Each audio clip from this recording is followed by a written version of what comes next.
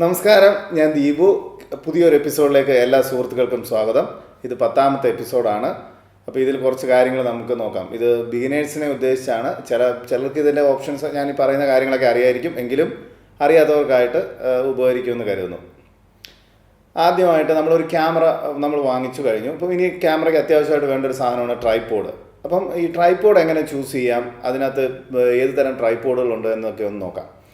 ആദ്യമായിട്ട് ട്രൈപോഡ് എന്ന് പറയുമ്പോൾ അതിന് പ്രധാനമായിട്ട് 3 ലെഗാണ് വരുന്നത്. ആ ട്രൈപോഡിൽ മെറ്റൽ വരുന്നുണ്ട്, അലൂമിനിയത്തിൽ വരുന്നുണ്ട്, പിന്നെ കാർബൺ ഫൈബർ എന്ന് പറഞ്ഞ മെറ്റീരിയൽ വരുന്നുണ്ട്. അങ്ങനെ പല തരത്തിലുള്ള മെറ്റീരിയൽ ഉപയോഗിച്ചാണ് ട്രൈപോഡ് നിർമ്മിക്കുന്നത്. അതിന് ഇതുപോലെ 3-4 എക്സ്റ്റൻഷൻ ഭാഗങ്ങളുണ്ട്, ഈ ചിത്രത്തിൽ കാണുന്ന പോലെ. അപ്പോൾ അത് റിലീസ് ചെയ്യാം. അത്യാവശ്യത്തിന് വേണ്ടുന്ന നീളം, നമുക്ക് വേണ്ടുന്ന ഹൈറ്റ് അനുസരിച്ച് ചെയ്യാം. പിന്നീട് ഈ ട്രൈപോഡിൻ്റെ ഒരു ഗുണം എന്ന് പറഞ്ഞാൽ, നമുക്ക് ലോ ഷട്ടർ സ്പീഡ് ഉപയോഗിക്കുമ്പോൾ നൈറ്റ് ഫോട്ടോഗ്രാഫിക്കൊക്കെ ട്രൈപോഡ് എന്ന് പറയുന്നത് മസ്റ്റാണ്. പിന്നെ നമ്മുടെ ഗ്രൂപ്പ് ഷോട്ട്സ് എടുക്കുമ്പോൾ നമ്മളെയും കൂടെ ചേർത്ത് എടുക്കണമെന്നുണ്ടെങ്കിൽ ഒരു ട്രൈപോഡ് വളരെ അത്യാവശ്യമാണ്. കാരണം ട്രൈപോഡിൽ ക്യാമറ സെറ്റ് ചെയ്തിട്ട് സെൽഫ് ടൈമർ യൂസ് ചെയ്ത് ഫോക്കസ് ചെയ്ത് നമുക്കൂടെ പോയി നിന്ന് അതിലെടുക്കുക. അപ്പോൾ അങ്ങനെയുള്ള കാര്യങ്ങളിൽ ഇപ്പോൾ നമ്മൾ ഒറ്റയ്ക്ക് പോകുന്ന ഒരു ലൊക്കേഷനിൽ നമ്മുടെ ഫോട്ടോ എടുക്കണമെങ്കിൽ നമുക്കൊരു ട്രൈപോഡ് അത്യാവശ്യമാണ്. അപ്പോൾ ഫോട്ടോഗ്രാഫിയിൽ ട്രൈപോഡ് വളരെ ഉപകാരപ്രദമായ ഒരു കാര്യമാണ്. അപ്പോൾ ഇനി ഈ ട്രൈപോഡ് തന്നെ പലതരത്തിലുള്ള ക്വാളിറ്റി ഉണ്ട്. അപ്പോൾ എപ്പോഴും സുഹൃത്തുക്കൾ ശ്രദ്ധിക്കേണ്ടത്, വാങ്ങുമ്പോൾ ക്വാളിറ്റി ഉള്ളത്, ലോങ് റണ്ണിലേക്കാണ് നിങ്ങളത് ഉപയോഗിക്കാൻ ആഗ്രഹിക്കുന്നതെങ്കിൽ തീർച്ചയായും അത് ക്വാളിറ്റി ഉള്ളത് വാങ്ങിക്കുക. കുറച്ച് ഹെവി ആയിട്ടുള്ള ട്രൈപോഡ് വാങ്ങിക്കാൻ ശ്രദ്ധിക്കണം. കാരണം കുറച്ച് ഹെവി ആയിട്ടുള്ള ട്രൈപോഡ് ആണെങ്കിൽ മാത്രമാണ് ഈ വെളിയിൽ പോകുമ്പോൾ വളരെ കാറ്റുള്ള സമയത്ത് ചെറിയ ക്യാമറ ഷേക്ക്, പിന്നെ ഹെവി ആയിട്ടുള്ള ക്യാമറ അതൊക്കെ ഉപയോഗിക്കുമ്പം തീർച്ചയായിട്ടും ഇത്തരം ഇച്ചിരി ഹെവി ആയിട്ടുള്ള ട്രൈപോഡാണ് വാങ്ങേണ്ടത്. അത് പിന്നെ മാൻഫ്രോട്ടോ എന്ന് പറഞ്ഞൊരു ബ്രാൻഡ്, അത് മെയ്ഡ് ഇൻ ഇറ്റലി ബ്രാൻഡാണ്. പക്ഷേ ഇത് നല്ലൊരു ട്രൈപോഡാണ്. ഞാൻ പേഴ്സണലി ഉപയോഗിക്കുന്ന ആ ബ്രാൻഡാണ്. അതിൻ്റെ എല്ലാ പ്രോഡക്റ്റുകളും നല്ല ക്വാളിറ്റി നിലവാരം പുലർത്തുന്നതാണ്. ലോങ് റണ്ണിലേക്കും ഒരുപാട് നാൾ ഉപയോഗിക്കാൻ വേണ്ടി തീർച്ചയായും ഉപകരിക്കുന്ന ഒരു സാധനമാണ് മാൻഫ്രോട്ടോയുടെ ട്രൈപോഡ്. ഇനി ഇതിനകത്ത് തന്നെ ഒരു ട്രൈപോഡിൻ്റെ മറ്റൊരു പ്രധാന ഭാഗമാണ് ഹെഡ് എന്ന് പറയും. അപ്പോൾ ഇതിലാണ് നമ്മൾ ക്യാമറ കണക്ട് ചെയ്യുന്നതും ക്യാമറ അവിടെ നിന്ന് എടുക്കുന്നതും. അപ്പോൾ ഈ ക്യാമറ കണക്ട് ചെയ്യുമ്പോൾ ക്യാമറയുടെ അടിയിൽ നമ്മളൊരു ക്വിക്ക് റിലീസ് പ്ലേറ്റ് എന്ന് പറഞ്ഞൊരു പ്ലേറ്റ് കണക്ട് ചെയ്യും, എന്നിട്ട് ഹെഡിലേക്ക് വെക്കുകയാണ് ചെയ്യുന്നത്. അപ്പോൾ ഈ ഹെഡുകൾ തന്നെ പലതരത്തിലുണ്ട്. ബോൾ ഹെഡുണ്ട്, 3-വേ ഹെഡുണ്ട്, പിന്നെ അങ്ങനെ തുടങ്ങി കുറച്ച് നിരവധി ഹെഡുകളുണ്ട്. അപ്പോൾ ഇതിൽ ഞാൻ തീർച്ചയായും കൂട്ടുകാർക്ക് റെക്കമെൻഡ് ചെയ്യുന്നത് 3-വേ ഹെഡാണ്. 3-വേ ഹെഡ് ആകുമ്പോൾ ഉള്ള ഒരു അഡ്വാൻറ്റേജ് എന്ന് പറഞ്ഞാൽ അത് ഉപയോഗിക്കാൻ വളരെ എളുപ്പമാണ്. സകലം ഇച്ചിരി വലിപ്പം കൂടുതലായിരിക്കും എങ്കിൽ പോലും 3-വേ ഹെഡ് ഉപയോഗിക്കുന്നതാണ് ഏറ്റവും നല്ലത്. കാരണം 3-വേ ഹെഡ് ഉപയോഗിക്കുമ്പോൾ നമുക്ക് ഒരു തരത്തിൽ ഇപ്പം ഹൊറിസോണ്ടലായിട്ടോ വെർട്ടിക്കലായിട്ടോ അല്ലെങ്കിൽ സൈഡ് വൈസോ ഏത് രീതിയിൽ മാറ്റണമെങ്കിൽ ആ ഒരു സെറ്റിങ്സ് മാത്രം ലൂസ് ചെയ്തുകൊണ്ട് ചെയ്യാൻ പറ്റും. അപ്പോൾ നിങ്ങൾ കടയിൽ പോയി വാങ്ങുമ്പോൾ 3-വേ ഹെഡ് ആണോ എന്ന് ചോദിക്കുക. 3-വേ ഹെഡ് ആണെങ്കിൽ വളരെ നല്ലതായിരിക്കും. പ്രൊഫഷണൽസ് എല്ലാം ഉപയോഗിക്കുന്നത് നിങ്ങൾ പോകുമ്പോൾ കാണുന്നത് ബോൾ ഹെഡ് ആയിരിക്കും. പക്ഷേ ബോൾ ഹെഡ് എന്ന് പറയുന്നത് ഉപയോഗിക്കാൻ അത്രത്തോളം എളുപ്പമല്ല, അത് വളരെ പാടാണ്. പിന്നെ അതിൻ്റെ ഏറ്റവും വലിയ അഡ്വാൻറ്റേജ് എന്ന് പറഞ്ഞാൽ അത് കോമ്പാക്റ്റ് ആയതുകൊണ്ട് ആളുകൾക്ക് കൊണ്ടു നടക്കുന്നവർക്കൊരു സൗകര്യമാണ്. അപ്പോൾ അതുകൊണ്ട് അങ്ങോട്ടും ഇങ്ങോട്ടും നീണ്ടു നിൽക്കുന്ന ലെഗ്സ് ഒന്നും ഇല്ലാത്തതുകൊണ്ട് എപ്പോഴും പ്രൊഫഷണൽസ് കൂടുതലും ഉപയോഗിക്കുന്നത് ബോൾ ഹെഡാണ്. പക്ഷേ അത് ഉപയോഗിക്കുമ്പോൾ വളരെ പാടാണ്. നല്ല ക്വാളിറ്റിയുള്ള ബാൾ ഹെഡ് അല്ലെന്നുണ്ടെങ്കിൽ നമ്മളൊരു ഫോക്കസ് ചെയ്തിട്ട് മുന്നിലേക്ക് നീങ്ങുമ്പോൾ അത് വീണ്ടും മുന്നിലേക്ക് പോവുകയൊക്കെ ചെയ്യും. അപ്പോൾ അതുകൊണ്ട് ദയവായി ഞാൻ റെക്കമെൻഡ് ചെയ്യുന്നതും ഞാൻ ഉപയോഗിക്കുന്നതും 3-വേ ഹെഡാണ്. ഇത് വളരെ ഉപകാരപ്രദമായ ഒരു ഹെഡാണ്. അപ്പോൾ അത് നിങ്ങളൊരു കാരണവശാലും ആ 3-വേ ഹെഡ് കൊണ്ട് നിരാശപ്പെടത്തില്ല. ഇനി പല സുഹൃത്തുക്കളും എനിക്ക് മെസ്സേജായിട്ടോ കമൻ്റായിട്ടോ ഒക്കെ അയക്കുന്നുണ്ട്. 8 സെക്കൻഡ് 6 സെക്കൻഡ് കഴിയുമ്പോഴത്തേക്ക് അവർ റെക്കോർഡ് ചെയ്യുന്ന വീഡിയോ നിന്നു പോകുന്നു ഫുൾ HD. കാരണം ഇന്ന് നമ്മുടെ ക്യാമറകളിലെല്ലാം തന്നെ ഫുൾ HD, അതായത് 1080p കേപ്പബിലിറ്റി ഉള്ള ഡയമെൻഷനിൽ ഫുൾ HD ആയിട്ട് വീഡിയോ റെക്കോർഡ് ചെയ്യാൻ പറ്റും. പക്ഷേ എല്ലാ കാർഡുകളും അത് സപ്പോർട്ട് ചെയ്യത്തില്ല. അതിൻ്റെ ഒറ്റ കാരണം കൊണ്ടാണ് 8 സെക്കൻഡ് ആകുമ്പോൾ അല്ലെങ്കിൽ 6 സെക്കൻഡ് ആകുമ്പോൾ ആ വീഡിയോ നിന്ന് പോകുന്നത്. ഇതിന് നമ്മൾ എന്തു ചെയ്യേണ്ടതെന്ന് പറഞ്ഞാൽ ക്ലാസ് 10 സൈസുള്ള, അതായത് മിനിമം 30 MB പെർ സെക്കൻഡെങ്കിലും ട്രാൻസ്ഫർ റേറ്റിംഗ് ഉള്ള കാർഡുകൾ യൂസ് ചെയ്താൽ മാത്രമേ നമുക്ക് ഫുൾ HD വീഡിയോ 10 മിനിറ്റോ 12 മിനിറ്റോ, അത് ക്വാളിറ്റി അനുസരിച്ചും ചില ക്യാമറയുടെ ഇതനുസരിച്ചും ഡ്യൂറേഷൻ വ്യത്യാസമുണ്ട്. എല്ലാ ക്യാമറകൾക്കും അൺലിമിറ്റഡ് ആയിട്ട് വീഡിയോ റെക്കോർഡ് ചെയ്യാൻ പറ്റത്തില്ല. 10 മിനിറ്റ് കഴിയുമ്പോൾ സ്റ്റോപ്പ് ആവുന്ന ക്യാമറ ഉണ്ട്. ചില കൂടിയ ക്യാമറകൾ, പ്രൊഫഷണൽ ക്യാമറകളൊക്കെ 10-20-28 മിനിറ്റ് വരെയൊക്കെ ചെയ്യാൻ പറ്റും. 5D Mark III 28 മിനിറ്റ് വരെ ഫുൾ HD ചെയ്യാൻ പറ്റും. അപ്പോൾ അതുകൊണ്ട് ആ പ്രോബ്ലം എന്ന് പറയുന്നത് ക്യാമറയുടെ കംപ്ലൈൻ്റ് അല്ല, അത് SD കാർഡിൻ്റെ ഈ ക്ലാസ് 10 കാറ്റഗറിയിലുള്ള SD കാർഡ് മാറ്റി കഴിഞ്ഞാൽ ആ പ്രോബ്ലം സോൾവ് ആകുന്നതായിരിക്കും. അതായത് 8 സെക്കൻഡ് കഴിഞ്ഞ് വീഡിയോ നിൽക്കുന്ന പ്രോബ്ലം. ഇനി അടുത്തതായിട്ട് പല സുഹൃത്തുക്കളുടെയും സംശയമാണ്, ചില സമയത്ത് ബിസി എന്ന് കാണിക്കുന്നു ക്യാമറ. അത് മറ്റൊരു ഇതുമായി ബന്ധപ്പെട്ടതാണ്. അതിനകത്ത് പോപ്പപ്പ് ഫ്ലാഷ് യൂസ് ചെയ്യുന്ന സമയത്ത് പോപ്പപ്പ് ഫ്ലാഷ് നമ്മൾ ഫയർ ചെയ്തു കണ്ടിന്യൂസ് ഇങ്ങനെ ക്ലിക്ക് ചെയ്തുകൊണ്ടിരിക്കുമ്പം അതിൻ്റെ റീസൈക്ലിംഗ് ടൈം, അതായത് ആ ഫ്ലാഷ് ലൈറ്റ് എന്ന് പറയുമ്പോൾ വളരെ പെട്ടെന്ന് ചൂടാകുന്ന ഒരു ലൈറ്റാണ്. അപ്പോൾ ആ ഫ്ലാഷ് ചൂടായതിന് ശേഷം അത് തണുത്ത് ഒന്ന് അടുത്ത ഇതിന് വരാൻ വേണ്ടി എടുക്കുന്ന സമയം, അതിനുള്ളിൽ നമ്മൾ അടുത്തത് പറഞ്ഞു കഴിഞ്ഞാൽ, അടുത്ത ക്ലിക്ക് ചെയ്യാൻ പറഞ്ഞു കഴിഞ്ഞാൽ ഒരിക്കലും അത് സംഭവിക്കത്തില്ല. അപ്പോൾ അതുകൊണ്ട് ആ സമയത്ത് ക്യാമറ ബിസി എന്ന് എഴുതി കാണിക്കും. അത് വേറെ കംപ്ലൈൻ്റ് ഒന്നുമല്ല, ഇതുപോലെ ഫ്ലാഷ് ഡ്യൂറേഷൻ്റെ ആ ഫ്ലാഷ് അടുത്ത ഫ്ലാഷിന് വേണ്ടി റെഡി ആവാൻ വേണ്ടി എടുക്കുന്ന സമയമാണ് അത്. അതുപോലെ ഇനി മറ്റൊരു ഫ്ലാഷുമായി റിലേറ്റഡ് ആയിട്ടുള്ള ഒരുപാട് സുഹൃത്തുക്കളുടെ സംശയമാണ്, ഷട്ടർ സ്പീഡ് 1/200 മുകളിലേക്ക് പോകാൻ പറ്റുന്നില്ല. അത് തീർച്ചയായിട്ടും ഈ പോപ്പപ്പ് ഫ്ലാഷ് വെച്ച് കഴിയുമ്പോൾ ഹൈ സ്പീഡ് സിങ്ക് എന്ന് പറയുന്ന കേപ്പബിലിറ്റി ഇല്ലാത്ത നോർമലായിട്ടുള്ള ഏത് പോപ്പപ്പ് ഫ്ലാഷ് യൂസ് ചെയ്യുന്ന ക്യാമറകളിലും 1/200 മേളിലേക്ക് ഷട്ടർ സ്പീഡ് പോവുകയില്ല. നിങ്ങളിപ്പം മാനുവലായിട്ട് ഷട്ടർ സ്പീഡ് 1/1000 1/2000 3000 ഒക്കെ കൊടുത്തിട്ട് ഫ്ലാഷ് പോപ്പപ്പ് ആവുന്ന സമയത്ത് ഓട്ടോമാറ്റിക്കായിട്ട് ക്ലിക്ക് ചെയ്യാൻ തുടങ്ങുമ്പോൾ നിങ്ങൾക്ക് കാണാൻ സാധിക്കും അത് ഓട്ടോമാറ്റിക്കായിട്ട് ക്യാമറ തന്നെ 1/200 എന്ന് പറഞ്ഞ് സെറ്റ് ചെയ്ത് ലിമിറ്റ് ചെയ്യുന്നത്. ചില ക്യാമറക്ക് 1/200 വരെ പോകാൻ പറ്റും. പക്ഷേ മുകളിലേക്കുള്ള ഹൈ പ്രൊഫഷണൽ ആയിട്ടുള്ള 5D Mark III പോലുള്ള ക്യാമറകളിലൊക്കെ ഹൈ സ്പീഡ് സിങ്ക്, അതായത് എക്സ്റ്റേണൽ ഫ്ലാഷ് യൂസ് ചെയ്യുമ്പം ഹൈ സ്പീഡ് സിങ്ക് കേപ്പബിലിറ്റി ഉള്ളതുകൊണ്ട് ആ ഫ്ലാഷും കൂടെ അങ്ങനെയുള്ള കേപ്പബിലിറ്റി ഉള്ള ഫ്ലാഷുകളാണ് യൂസ് ചെയ്യുന്നതെങ്കിൽ തീർച്ചയായും നിങ്ങൾക്ക് 1/8000 വരെ പോകാൻ പറ്റും. നോർമലായിട്ടുള്ള നമ്മുടെ 650D 500D 750D തുടങ്ങിയ ഒരു ക്യാമറകൾക്കും ആ ഒരു ഓപ്ഷൻ ഇല്ല എന്നുള്ളത് പറയുന്നത്. അപ്പോൾ അതൊരു ക്യാമറയുടെ കംപ്ലൈൻ്റ് അല്ല, ദയവായിട്ട് അതിനെക്കുറിച്ച് ശ്രദ്ധിക്കുക, അതിൽ മാത്രം കിട്ടുകയുള്ളൂ. അതാണ് അതിൻ്റെ ഒരു. ഇനി മറ്റ് പല സുഹൃത്തുക്കളും ചോദിക്കുന്നുണ്ട്, ഈ ലെൻസ് ചേഞ്ച് ചെയ്യുമ്പം എന്തൊക്കെയാണ് ശ്രദ്ധിക്കേണ്ടതെന്ന്. ദയവായി ലെൻസ് ചേഞ്ച് ചെയ്യുമ്പോൾ നമ്മൾ പുറത്ത് വീടിന് പുറത്ത് വെച്ച് ഒക്കെ ചെയ്യുമ്പോൾ വളരെ കാറ്റുള്ള സാഹചര്യങ്ങളിൽ കഴിവതും ലെൻസ് ചേഞ്ച് ചെയ്യാതിരിക്കുക. കാരണം അതിനകത്ത് സെൻസറിലേക്കും അതിൻ്റെ മിററിലേക്കും ഒക്കെ ഡസ്റ്റ് കയറാനുള്ള സാധ്യതയുണ്ട്. അപ്പോൾ അതുകൊണ്ട് പിന്നെ ക്യാമറ കഴിവതും അങ്ങനെയുള്ള സാഹചര്യത്തിൽ വാഹനങ്ങൾക്കകത്ത് വെച്ചോ അല്ലെങ്കിൽ റൂമിനകത്ത് വെച്ചോ ഒക്കെ ചേഞ്ച് ചെയ്യുന്നതായിരിക്കും നല്ലത്.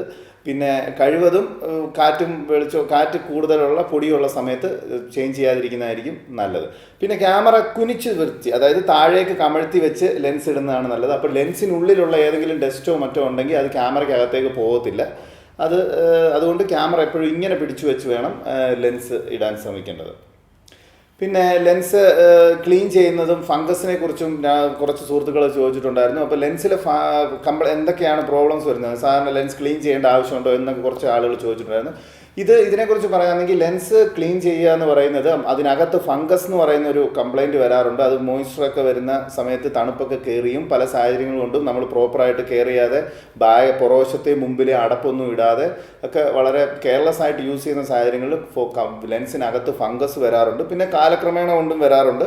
അപ്പം അത്തരം സാഹചര്യങ്ങളിൽ ലെൻസ് ക്ലീൻ ചെയ്യേണ്ട ആവശ്യമുണ്ട്. ക്ലീൻ ചെയ്യുമ്പോൾ അതിന് പ്രൊഫഷണലായിട്ടുള്ള ലെൻസ് ക്ലീൻ ചെയ്യാൻ അറിയാവുന്നവരുടെ കൊടുത്ത് മാത്രമേ ചെയ്യിക്കാവൂ. യാതൊരു കാരണവശാലും തനിയെ നിങ്ങളത് തുറന്ന് ക്ലീൻ ചെയ്യാൻ ശ്രമിക്കരുത്. അത് നമ്മുടെ എക്യുപ്മെൻറ്റ് തന്നെ നശിച്ചു പോകും. പിന്നെ നോർമലി കീപ്പ് ചെയ്യുക എന്ന് പറഞ്ഞാൽ അതിൻ്റെ ഫ്രണ്ട് വശം നമുക്ക് ഫിൽറ്റർ അത് ഏതെങ്കിലും ഇങ്ങനെയുള്ള ക്ലീനിങ് കിറ്റുകൾ വാങ്ങിക്കാൻ കിട്ടും. അപ്പോൾ അത് വളരെ കുറഞ്ഞ പൈസയ്ക്ക് കിട്ടും. അപ്പോൾ ആ തുണി വെച്ച് ക്യാമറയുടെ ഫിൽറ്റർ ഫ്രണ്ട് വശമൊക്കെ ചെറുതായിട്ട് ക്ലീൻ ചെയ്യാം. ഇടയ്ക്കൊക്കെ ക്ലീൻ ചെയ്യുന്നത് നന്നായിരിക്കും. പിന്നെ അല്ലാതെ പുറമെ പൊടിയൊന്നും പിടിക്കാതെ സൂക്ഷിച്ച് വയ്ക്കുന്നത് നന്നായിരിക്കും. പിന്നെ പ്ലാസ്റ്റിക് ഞാൻ സാധാരണ ക്യാമറ ഉപയോഗിക്കാതെ ഒരുപാട് നാൾ വെക്കേണ്ടി വരുന്ന സാഹചര്യം വരികയാണെങ്കിൽ, അല്ലെങ്കിൽ ലെൻസ് വയ്ക്കേണ്ടി വരുവാന്ന സാഹചര്യങ്ങളിൽ ഇത് രണ്ടും മാറ്റി ക്യാമറയിൽ നിന്ന് മാറ്റി ലെൻസിൻ്റെ പുറയിലത്തെ അടപ്പ് ഇട്ട് പിന്നെ ഏതെങ്കിലും ഒരു പ്ലാസ്റ്റിക് കവർ, ഇപ്പോൾ നമ്മൾ ഈ വെജിറ്റബിൾസൊക്കെ വാങ്ങിക്കുമ്പം സൂപ്പർ മാർക്കറ്റിൽ നിന്ന് കിട്ടുന്ന സൈസുള്ള അങ്ങനെയുള്ള ആ സൈസ് പ്ലാസ്റ്റിക് കവർ 1-2 കവർ ഇട്ട് പൊതിഞ്ഞ് സൂക്ഷിച്ച് വെക്കുകയാണ്. ഡ്രൈ ആയിട്ടുള്ള പ്ലേസിൽ പൊടികളൊന്നും കയറാതെ പൊടിയൊന്നും വരാത്ത രീതിയിൽ വെക്കാനാണ് ശ്രമിക്കുന്നത്. അപ്പോൾ അതായിരിക്കും ഒരു നല്ല ഓപ്ഷൻ. എനിക്ക് അങ്ങനെ ഫംഗസ് പ്രോബ്ലംസ് ഒന്നും ഇതുവരെ സാധിച്ച് വന്നിട്ടില്ല. ആ രീതിയിലായിരുന്നു ഞാൻ സൂക്ഷിക്കുന്നത്. അതുകൊണ്ട് എനിക്ക് വന്നത്. അപ്പോൾ അതുപോലെ വെച്ചാൽ അങ്ങനെ ഒരു പ്രോബ്ലംസ് നിങ്ങൾക്ക് ഉണ്ടാകത്തില്ലെന്ന് പ്രതീക്ഷിക്കുന്നു. പിന്നെ എപ്പോഴും ലെൻസ് ചേഞ്ച് ചെയ്യാതിരിക്കുന്നത് നല്ലതാണ്. പിന്നെ അതുപോലെ ബാറ്ററി ഒരുപാട് നാൾ നമ്മൾ ക്യാമറ യൂസ് ചെയ്യുന്നില്ലെന്നുണ്ടെങ്കിൽ ബാറ്ററി മാറ്റി വയ്ക്കുന്നതായിരിക്കും നല്ലത്. ബാറ്ററി ഊരി വേറെ വയ്ക്കുന്നതായിരിക്കും. റീചാർജ് ചെയ്ത് വെച്ചേക്കുക. ഇടയ്ക്കിടയ്ക്ക് ഒത്തിരി നാൾ ഉപയോഗിക്കുന്നില്ലെന്നുണ്ടെങ്കിൽ ഇടയ്ക്കെടുത്ത് ബാറ്ററി റീചാർജ് ചെയ്ത് വയ്ക്കുന്നത് നന്നായിരിക്കും. കുറച്ച് സുഹൃത്തുക്കൾ ചോദിച്ചിട്ടുണ്ട് മാക്രോ ഫോട്ടോഗ്രാഫി എങ്ങനെയാണെന്നുള്ളത്. അപ്പോൾ മാക്രോ ഫോട്ടോഗ്രാഫി ഇപ്പോൾ ചെയ്യാൻ പറ്റുന്ന ഒരു കാര്യം എന്ന് പറഞ്ഞാൽ, ഒന്ന് പ്രധാനമായിട്ടും നമ്മൾ സീരിയസ് ആയിട്ട് മാക്രോ ഫോട്ടോഗ്രാഫിയാണ്. ആ ഫോട്ടോ നമുക്ക് ആർക്കെങ്കിലും കൊടുത്ത് പൈസ വാങ്ങണം അങ്ങനെയൊക്കെയുള്ള രീതിയിൽ, അതായത് പ്രൊഫഷണൽ റേഞ്ചിലേക്കാണ് ആ മാക്രോ ഫോട്ടോഗ്രാഫി നിങ്ങൾ കാണുന്നുണ്ടെങ്കിൽ തീർച്ചയായും നിങ്ങൾക്ക് മാക്രോ ഫോട്ടോഗ്രാഫിക്ക് വേണ്ടുന്ന മാക്രോ ഡെഡിക്കേറ്റഡ് ആയിട്ടുള്ള ലെൻസ് വേണം. അപ്പോൾ അതല്ലാത്ത സാഹചര്യങ്ങളിൽ നമുക്ക് ജസ്റ്റ് ഫണ്ടിനും നമുക്ക് എടുത്ത് പഠിക്കാനും ഒക്കെ ആയിട്ടാണെന്നുണ്ടെങ്കിൽ നമുക്ക് പലതരത്തിലുള്ള ഓപ്ഷൻ ഉണ്ട്. നിങ്ങളുടെ കയ്യിൽ ഇപ്പോൾ ഇരിക്കുന്ന 1855 എന്ന് പറയുന്ന കിറ്റ് ലെൻസിനെ തന്നെ നമുക്ക് മാക്രോ ലെൻസ് ആയിട്ട് മാറ്റാൻ പറ്റും. അതിനായിട്ട് എളുപ്പമുള്ള 3-4 വഴികളാണ് ഞാൻ ഇനി പറയാൻ പോകുന്നത്. ഒന്നാമത് ഒരു ഡിവൈസും ഇല്ലാതെ ചെയ്യാൻ പറ്റുന്ന ഒരു കാര്യമാണ് റിവേഴ്സ് ചെയ്യുക. അതായത് ഈ കാണുന്ന 1855 ലെൻസ് നമ്മൾ സാധാരണ മൗണ്ട് ചെയ്യുന്നത് പോലെ അല്ലാതെ നേരെ തിരിച്ച് വെച്ച് മൗണ്ട് ചെയ്തിട്ട് നമുക്ക് അപ്പോൾ എഫ് സ്റ്റോപ്പ്, കാരണം അതിനകത്ത് ഒരു കോണ്ടാക്ട്സും വരുന്നില്ല. അപ്പോൾ ഇലക്ട്രിക് കോണ്ടാക്ട്സ് ഒന്നും വരാത്തതുകൊണ്ട് ഇലക്ട്രോണിക്സ് കോണ്ടാക്ട്സ് ഒന്നും വരാത്തതുകൊണ്ട് അത് പിന്നെ എന്താ പറയുക, അപ്പം അതിനകത്ത് എഫ് സ്റ്റോപ്പ് ഒന്നും നമുക്ക് അഡ്ജസ്റ്റ് ചെയ്യാൻ പറ്റത്തില്ല. പിന്നെ അങ്ങനെ തിരിച്ച് പിടിച്ചുകൊണ്ട് നമ്മൾ തന്നെ മാനുവലായിട്ട് മുമ്പോട്ടും പുറകോട്ടും മാറി ഒബ്ജക്റ്റിനെ ഫോക്കസ് ചെയ്തെടുക്കാൻ പറ്റും. അതിന് റിവേഴ്സിംഗ് എന്നാണ് പറയുന്നത്. ലെൻസ് റിവേഴ്സ് ചെയ്തിട്ട് മാക്രോ ഫോട്ടോഗ്രാഫി എടുക്കാം. അത് ഒന്നാമത്തെ മെത്തേഡ്. പിന്നെ ഇതിന് റിവേഴ്സ് റിംഗ് എന്ന് പറഞ്ഞൊരു സാധനം ഈബേയിലും പിന്നെ ആമസോണിലൊക്കെ കിട്ടും. അത് നിങ്ങൾക്ക് വില കുറഞ്ഞ രീതിയിൽ പ്ലാസ്റ്റിക്കിൻ്റെ ആണ്, അത് കിട്ടും. പിന്നെ മെറ്റലിൻ്റെ ഉണ്ട്. അത് വാങ്ങിച്ച് റിവേഴ്സ് റിംഗ് ഉപയോഗിച്ച് ചെയ്യാം. പക്ഷേ അതിലും ഈ പറയുന്നതിൻ്റെ തൊട്ട് ഇലക്ട്രോണിക്സ് കോണ്ടാക്ട്സ് അവർ മാർക്ക് ചെയ്ത് വെച്ചിരിക്കുന്നെങ്കിലും അത് വർക്ക് ചെയ്യത്തില്ല.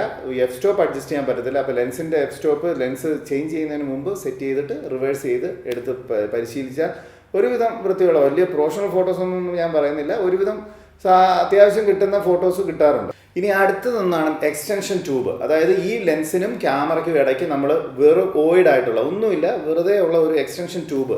കെൻകോയ്ക്കൊക്കെ എക്സ്റ്റൻഷൻ ട്യൂബ്സ് ഉണ്ട്. അതിൻ്റെ അകത്ത് പിന്നെ ഈ ഇലക്ട്രോണിക്സ് ഉള്ള ഓട്ടോ ഫോക്കസ് സപ്പോർട്ട് ചെയ്യുന്ന എഫ് സ്റ്റോപ്പ് ചേഞ്ച് ചെയ്യാൻ പറ്റുന്ന സാധനമുണ്ട്. അത് കുറച്ച് വില കൂടുതലായിരിക്കും. ഇവിടെ ദുബായിൽ അതിൻ്റെ വില എന്ന് പറഞ്ഞാൽ ഏകദേശം 400 to 500 ദിറംസിനടുത്താണ് പല കടകളും ചാർജ് ചെയ്യുന്നത്. പിന്നെ നാട്ടിലെ പ്രൈസ് എനിക്ക് അറിഞ്ഞുകൂടാ. അപ്പോൾ അത് വേണമെങ്കിൽ ഉപയോഗിക്കാം. അതല്ലെങ്കിൽ തന്നെ അതിൻ്റെ 80 ദിറംസിനൊക്കെ ഇവിടെ കിട്ടുന്ന 50 മുതൽ 80 ദിറംസിനൊക്കെ കിട്ടുന്ന പ്ലെയിൻ ആയിട്ട് ഒന്നുമില്ല, ജസ്റ്റ് ഒരു എക്സ്റ്റൻഷൻ ട്യൂബ്. ഈ ലെൻസിനെ നമ്മൾ മുന്നേക്ക് നീക്കി വയ്ക്കാൻ വേണ്ടി 3 പീസ് ആക്കാവുന്ന എക്സ്റ്റൻഷൻ ട്യൂബ് അവൈലബിൾ ആണ്. അപ്പോൾ ഈ എക്സ്റ്റൻഷൻ ട്യൂബ് ഇട്ടാൽ പോലും നമുക്ക് ഒരു വിധത്തിലുള്ള മാക്രോ ഫോട്ടോസ് കിട്ടും.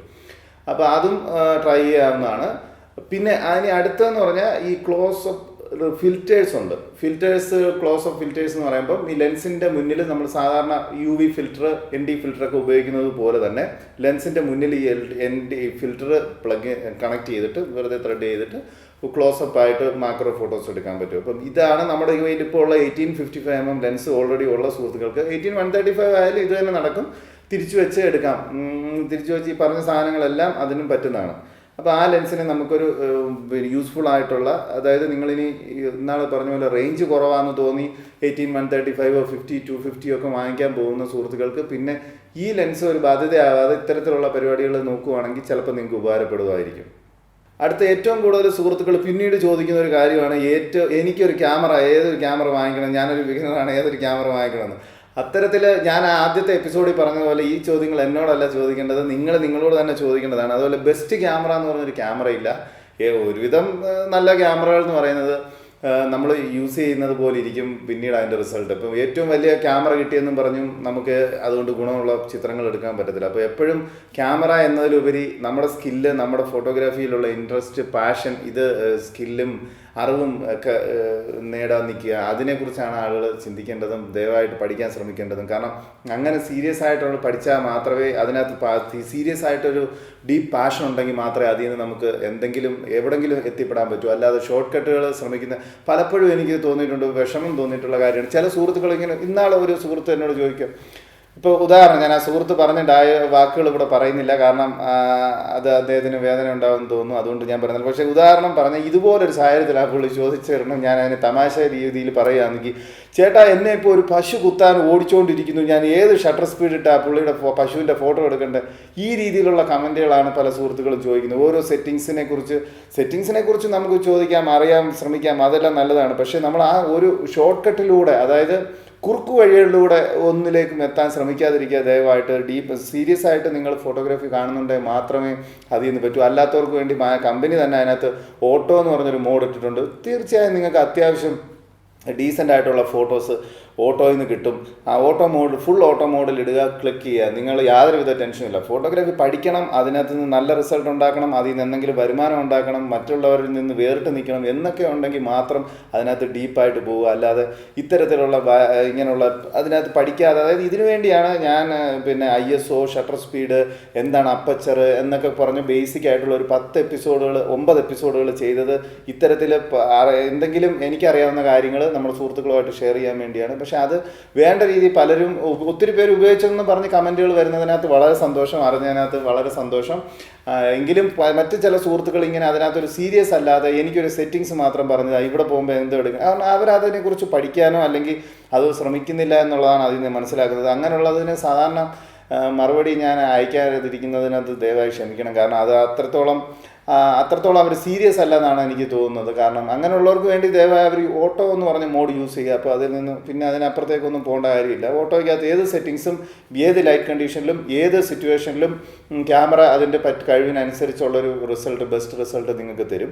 അപ്പം അതുകൊണ്ട് ഈ പശു കുത്താൻ വരുന്നു, എന്നെ ഓടിച്ചുകൊണ്ടിരിക്കുന്നു, ഏത് സെറ്റിങ്സാണ് വേണ്ടതെന്നൊന്നും ദയവായി ആ രീതിയിലുള്ള അത്തരത്തിലുള്ള ആ ചോദ്യം ആരും ചോദിച്ചിട്ടില്ല. അത്തരത്തിലുള്ള ചോദ്യങ്ങളൊന്നും ദയവായി ചോദിക്കാതിരിക്കുക. ഇതാരെയും വേദനിപ്പിക്കാനോ പരിഹസിക്കാനോ വേണ്ടിയല്ല ഞാൻ പറഞ്ഞത്. പക്ഷേ എനിക്ക് കുറച്ച് വിഷമം ഉണ്ടായിരുന്നു. കാരണം ഒരു 5 മണിക്കൂർ 4 മണിക്കൂർ എങ്കിലും ഒക്കെ എടുത്താണ് ഇതുപോലൊരു എപ്പിസോഡ് ഫുള്ളായിട്ട് റെക്കോർഡ് ചെയ്ത് എഡിറ്റ് ചെയ്ത് നിങ്ങൾക്ക് ആർക്കെങ്കിലും പ്രയോജനം ഉണ്ടാവട്ടെ എന്ന് വിചാരിച്ച് നമ്മൾ ചെയ്യുന്നത്. അപ്പം അതിനകത്ത് ഏതെങ്കിലും രീതിയിൽ പഠിക്കണമെന്ന് ഇൻട്രസ്റ്റ് ഉള്ളവരുടെ ഒക്കെ അത് ഉപകാരപ്പെട്ടെന്ന് മാത്രമാണ് നമ്മൾ കരുതിയിട്ടുള്ളത്. അപ്പോൾ അതുകൊണ്ട് ദയവായി ആരെയും പരിഹസിക്കുകയോ ആരെയും വേദനിപ്പിക്കുകയോ ചെയ്യുന്ന ഉദ്ദേശത്തോടു കൂടി അല്ല ഇത് ഞാൻ ചെയ്തത്.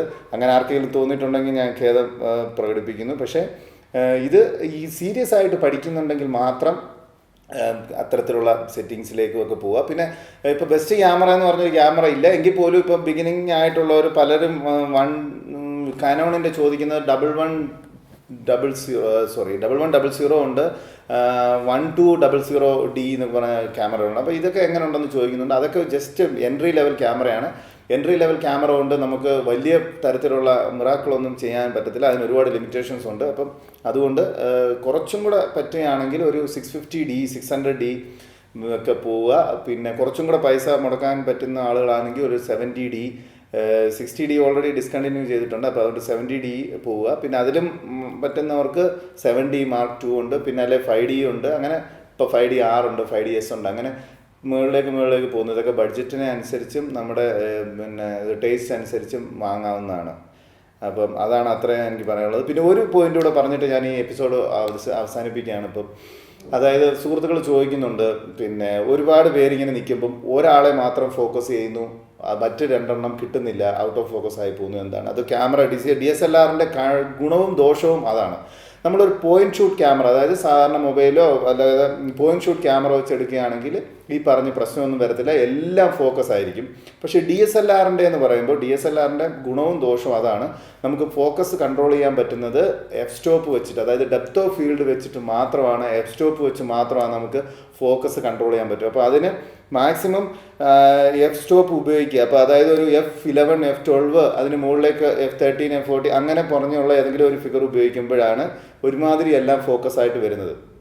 അന്നേരം ഉള്ള ഒരു കുഴപ്പമെന്ന് പറഞ്ഞാൽ ലൈറ്റിൻ്റെ പ്രോബ്ലം വരും. അപ്പോൾ അതിന് നമ്മൾ പ്രോപ്പറായിട്ട് ലൈറ്റിങ് ചെയ്യണം. ലൈറ്റ് സോഴ്സ് ഇല്ലെങ്കിൽ എക്സ്റ്റേണൽ ഫ്ലാഷുകൾ യൂസ് ചെയ്യണം. അപ്പോൾ ഇത്തരത്തിലുള്ള ബുദ്ധിമുട്ടുകൾ DSLR കൊണ്ടുണ്ട്.